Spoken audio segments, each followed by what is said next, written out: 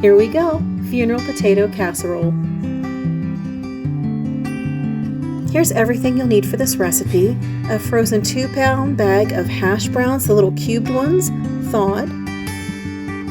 1 cup of frozen peas, 2 cups of shredded cheddar cheese, some deli sliced ham. This is a 9-ounce package. I use about half of that. You'll need a small onion, 2 to 3 cloves of garlic, Ritz crackers, the garlic butter ones if you can find them, 2 cans of cream of chicken soup, 1 cup of non-fat plain Greek yogurt, 4 tablespoons of butter, and some non-stick cooking spray.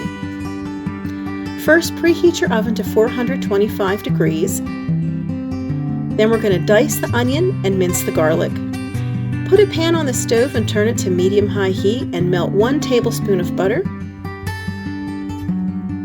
Once the butter is mostly melted, add your diced onion and cook that on that same medium-high heat while stirring it till the onion is translucent.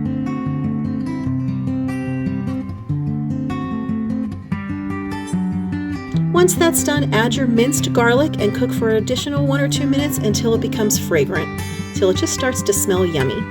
And once that's done, just set it aside. To a large bowl, add your potatoes, and then add 2 cans of cream of chicken soup. Nice burn mark on my hand, courtesy of my oven. I'm sorry, yuck. Now you can add some milk here if you want. Sometimes I do, sometimes I don't. If you do, give it a little stir. Then add your onion and garlic.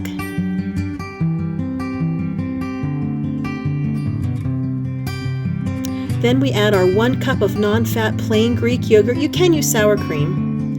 And then our first cup of shredded cheddar cheese. I just kind of eyeball it.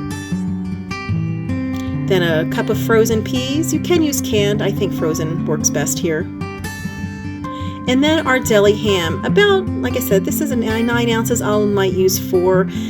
This, I would not recommend any other meat in here. Chicken, turkey, beef. I've tried everything. It's better to omit the meat completely than try something else. But if you don't mind a little ham, it does add a really good saltiness and a little more texture to this recipe. But we have meat eaters, non-meat eaters in my house, and when the non-meat eaters are home, I omit the ham, and it's just as good. And then add the ham to the bowl. And this is a big casserole, so get a big spoon and give it a good stir. You want everything all nice and mixed in. I always add my 2nd cup of shredded cheddar cheese last, just something I do. I can kind of tell how much the casserole needs. It is a cheesy casserole, not for those who are dieting. I make this about once a year. It's definitely the ultimate comfort food. Now you can season it up if you want. We use a little bit of garlic powder and a little bit of pepper. It just depends on what you like to your taste. Now it's ready for the casserole dish.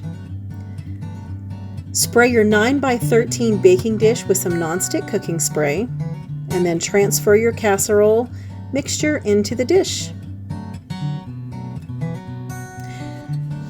There are 2 different ways I can bake this. There's a quick way, and then there's the superior way, so I'll show you both. The first, you just put it in the oven for 425 degrees for 50 minutes. I'm doing it the superior way, which is for 40 minutes at first. Then we'll make the topping. Here's the Ritz. The garlic butter ones are great. If you don't, you can always add a little garlic powder to this, but we'll need a sleeve and a half of Ritz, a bowl, butter, a Ziploc bag, and something to crush the crumbs with.